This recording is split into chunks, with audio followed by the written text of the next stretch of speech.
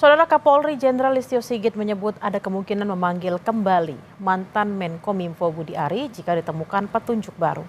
Nama Budi Ari disebut diduga menerima 50% komisi dari praktik perlindungan situs judul.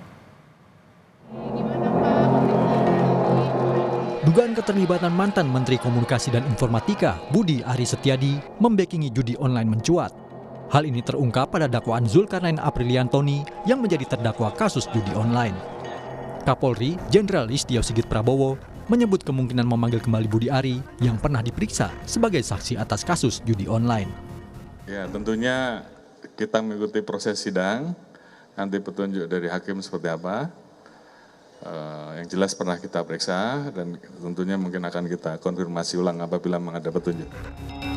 Dalam dakwaan jaksa, Budi Ari yang saat itu menjabat sebagai Menkominfo disebut mendapat jatah 50% dari keseluruhan website yang dijaga dengan tarif 8 juta rupiah per website.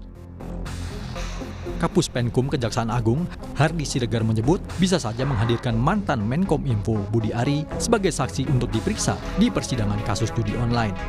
Hardi menyebut dipanggil atau tidaknya Budi Ari bergantung pada kebutuhan pembuktian jaksa ataupun perintah majelis hakim di persidangan. Kalau yang bersangkutan masuk menjadi saksi dalam berkas perkara ini, tentu penuntut umum selaku pihak yang dibebankan pembuktian ya sebagai pemilik perkara tentu ya bisa saja memanggil yang bersangkutan itu sebagai saksi untuk diperiksa di persidangan gitu. Nah, itu dia.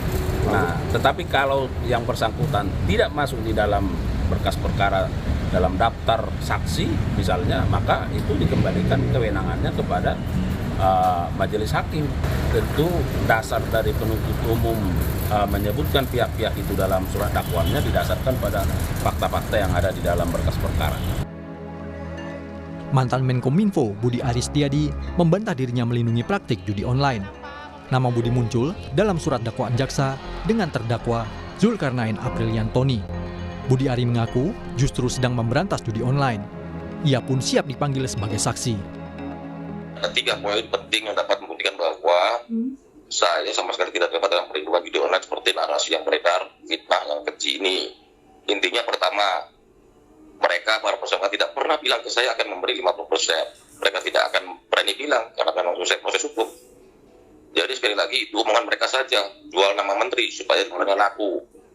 Kedua, Budi Ari tidak pernah tahu-menahu praktik jahat yang dilakukan mantan anak buahnya itu. Dia baru mengetahui setelah kasus itu diselidiki kepolisian dan terungkap ke masyarakat. Ketiga, tidak ada dana dari mereka ke saya. Ini yang paling penting. Bagi saya itu sudah sangat membuktikan. Jarum. Pemerintah menegaskan tidak akan mengintervensi proses hukum soal penyebutan nama Menteri Koperasi sekaligus mantan Menkominfo Budi Ari Setiadi dalam dakwaan kasus judi online.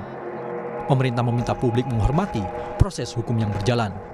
Kita tunggu keputusan pengadilannya sehingga kita tidak mendahului keputusan pengadilan.